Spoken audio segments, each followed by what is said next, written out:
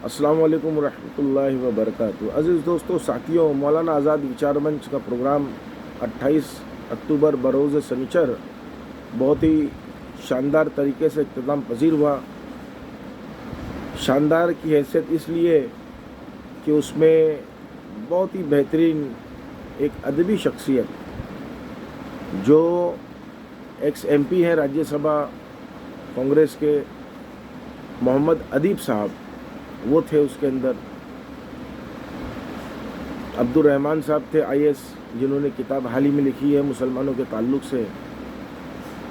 एक बहुत ही नामवर और कद्दावर शख्सियत जो है फ़ारूक अब्दुल्ला साहब थे।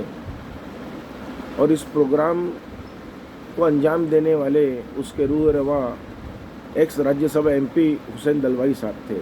उन्होंने इस प्रोग्राम को अदा करने का हक़ अदा किया और इस पे चार चांद लगाई वाई खान फाउंडेशन के फाउंडर प्रेसिडेंट फैज़ुल्ला खान साहब ने, जिन्होंने यहाँ के मुकामी हजरात को जोड़ा।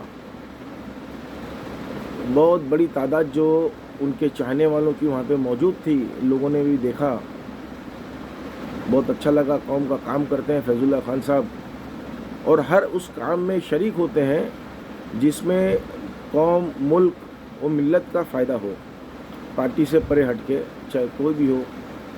उन्होंने इसमें शिवसेना वालों को भी जोड़ लिया, MIM वालों को भी जोड़ लिया, NCP वालों को जो भी जोड़ लिया। और ख़ास बात यह है कि उन्होंने BJP के बहुत अच्छे मुसलमानों को भी इस प्रोग्राम में शरीक किया।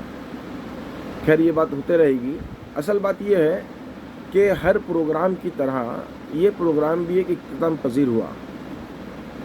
लोगों की मेहनत, जो ऑर्गेनाइज़र होते हैं, एक प्रोग्राम का टारगेट लेके चलते हैं कि हमें हमारा प्रोग्राम सक्सेस करना है, कामयाब करना है, वो ये प्रोग्राम कामयाब हो गया अल्हम्दुलिल्लाह। नहीं, मैं इस प्रोग्राम को कामयाब अब नहीं मानता, बल्कि मैं ये प्रोग्राम जो है हमारी तहरीक, हमारी सोच, हमारे मकसद की शुरुआत मानता हूँ। ध्यान रखिए, प्रोग्राम हो जाना, प्रोग्राम में पब्लिक आ जाना, ये प्रोग्राम के कामयाब होने की निशानी नहीं है। हाँ, आपको किसी को दिखाना है, किसी को खुश करना है, तो बशौक़ आप ये कह सकते हैं अलल ऐलान कि भाई हमारा प्रोग्राम कामयाब था, हमारी पब्लिक आ गई।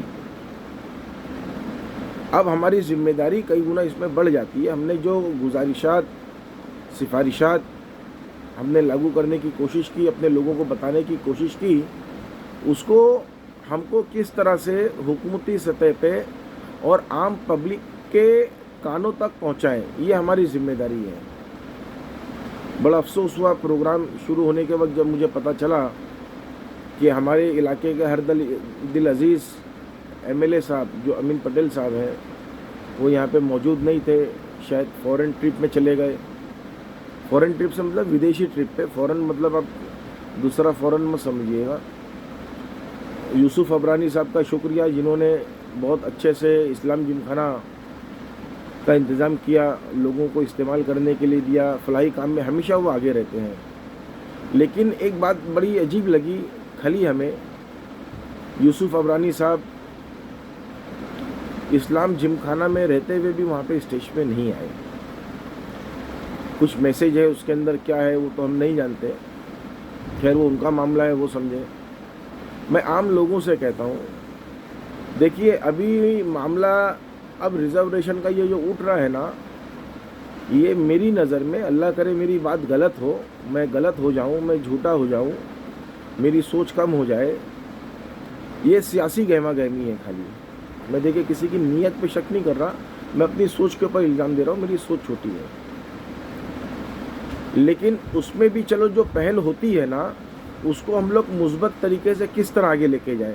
जैसे मिसाल के तौर पे जो कल का प्रोग्राम हुआ, वो और प्रोग्रामों की बनिस्बत मैं अच्छा क्यों समझता हूँ, उसकी वजह यह है कि इसमें सियासी लीडरान तो छोड़ दीजिए, साउथ मुंबई की बातें छोड़ दीजिए, इसमें ख़ास करके जो महाराष्ट्र के जो और इलाके हैं, बुल्डाना है, यवतमहल है, शोलापुर है, कोल्हापुर है, सांगली है, मतलब हर इलाके की तंजीम को, जो वहाँ की फ़ाल तंजीम है, हुसैन दलवाई साहब ने बखूबी उन लोगों को जमा करके एक जगह पे बुलाया वो लोग आए, किस नाम पे आए?